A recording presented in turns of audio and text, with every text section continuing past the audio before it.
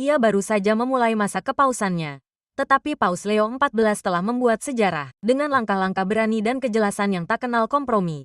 Pemimpin baru gereja Katolik ini memetakan jalan yang berbeda dari para pendahulunya. Terlepas dari apakah Anda Katolik atau bukan, apa yang ia lakukan sekarang dapat berdampak pada masyarakat global. Dalam video ini, kita akan menghitung mundur 7 reformasi mencengangkan yang diperkenalkan oleh Paus Leo pertama ke-14 yang menjungkir balikkan gereja. Dan percayalah, nomor 1 benar-benar akan mengejutkan Anda. Mari kita mulai. Nomor 7.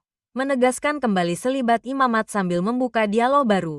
Selama senat utama yang dihadiri oleh lebih dari 400 uskup dan kardinal di Basilika Santo Petrus, Paus Leo pertama ke-14 menegaskan kembali tradisi selibat imamat gereja. Ia mengklarifikasi bahwa ini adalah sebuah disiplin, bukan dogma, dan oleh karena itu terbuka untuk pertimbangan di masa mendatang. Namun untuk saat ini, ia percaya bahwa hal itu tetap menjadi kesaksian penting bagi Kristus. Deklarasi ini bukan hanya tentang menegakkan sebuah tradisi. Itu merupakan sinyal bahwa reformasi dapat terjadi tanpa memutus kesinambungan sakral. Sementara sebagian orang mengharapkan perubahan segera, yang lain menghormati kepekaan pastoral Paus dengan menjaga percakapan tetap terbuka tetapi tetap berlandaskan pada akar spiritual gereja.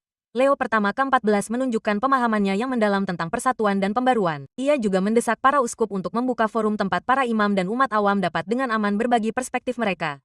Memastikan bahwa pertimbangan di masa mendatang akan inklusif, transparan, dan setia pada misi gereja. Nomor 6. Tidak ada toleransi sama sekali terhadap pelecehan dalam segala bentuk. Paus Leo pertama ke-14 telah menegaskan dengan sangat jelas bahwa tidak ada ruang untuk pelecehan dalam bentuk apapun di gereja Katolik. Dalam salah satu pidatonya yang paling kuat, ia mengutuk tidak hanya pelecehan seksual tetapi juga pelecehan spiritual, psikologis, dan kekuasaan. Ia menuntut protokol yang transparan di setiap DASCC dan menekankan perlunya budaya pencegahan.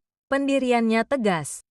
Diam dan menunda tidak lagi dapat diterima. Di bawah kepemimpinannya, DASCC yang gagal mematuhi standar perlindungan berisiko mendapat intervensi Vatikan. Suara para korban kini lebih didengar daripada sebelumnya. Ia telah menyerukan pembentukan kantor perlindungan independen di setiap DASCC di seluruh dunia. Kantor-kantor ini akan dipimpin oleh para profesional awam yang berkualifikasi dan akan memiliki kewenangan untuk menyelidiki klaim tanpa campur tangan. Paus juga berbicara langsung kepada para pendeta, mendesak mereka untuk tidak hanya memeriksa tindakan mereka, tetapi juga sikap mereka terhadap otoritas, transparansi, dan kekuasaan. Ia menyerukan seminari untuk memasukkan kesehatan psikologis, perawatan yang memperhatikan trauma, dan empati pastoral sebagai bagian dari pembinaan imamat. Nomor 5. Mendorong transparansi keuangan di Vatikan. Secara historis, keuangan Vatikan diselimuti kerahasiaan, yang menyebabkan kritik dan skandal. Namun, Paus Leo pertama ke-14 mengubah itu. Ia memerintahkan audit independen atas semua aset Vatikan dan menyerukan pelaporan publik tahunan. Ini adalah transparansi yang belum pernah terjadi sebelumnya. Ia juga mendesak para uskup untuk hidup sederhana dan memimpin dengan memberi contoh. Kita bukan pangeran, katanya, tetapi pelayan orang miskin. Kepemimpinannya mengarahkan kembali gereja dari hak istimewa dan kembali ke misinya untuk beramal dan rendah hati. Untuk pertama kalinya dalam sejarah gereja, anggaran Vatikan telah tersedia secara daring untuk umum. Paus Leo pertama ke-14 menunjuk Komisi Ahli Keuangan termasuk ekonom awam dan akuntan untuk mengawasi pengeluaran, mencegah korupsi, dan mendorong keberlanjutan jangka panjang. Ia juga mendorong para pendeta di seluruh dunia untuk menerbitkan laporan keuangan mereka setiap tahun dan melibatkan umat paroki dalam proses pengambilan keputusan. Tujuannya bukan hanya transparansi, tetapi juga untuk memulihkan kepercayaan antara umat beriman dan kepemimpinan gereja. Nomor 4.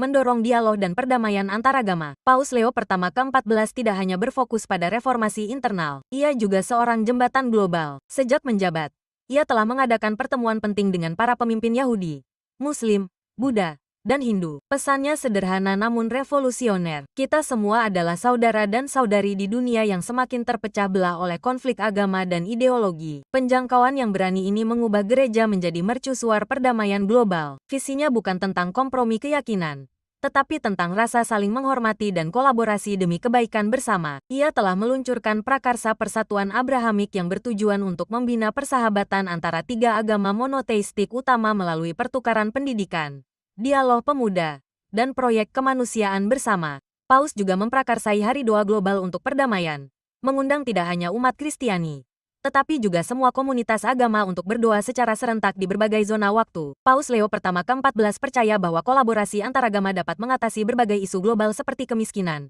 migrasi, dan perubahan iklim secara lebih efektif daripada lembaga politik. Pendekatannya menandai pergeseran dari apologetika defensif menjadi keterlibatan yang penuh percaya diri dan penuh kasih. Ketiga, Mengatasi bahaya kecerdasan buatan. Paus Leo pertama ke-14 adalah paus pertama yang secara langsung berbicara tentang bahaya etika kecerdasan buatan, AI.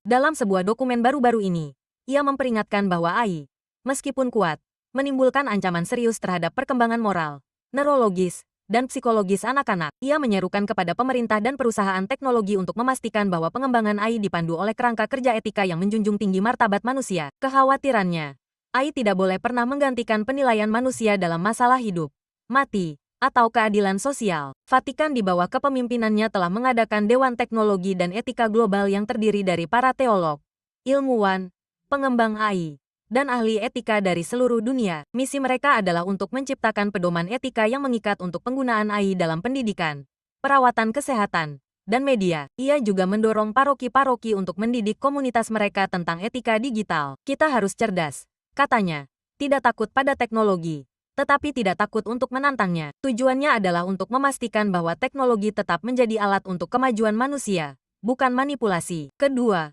mendorong kegembiraan dan keaslian dalam imamat.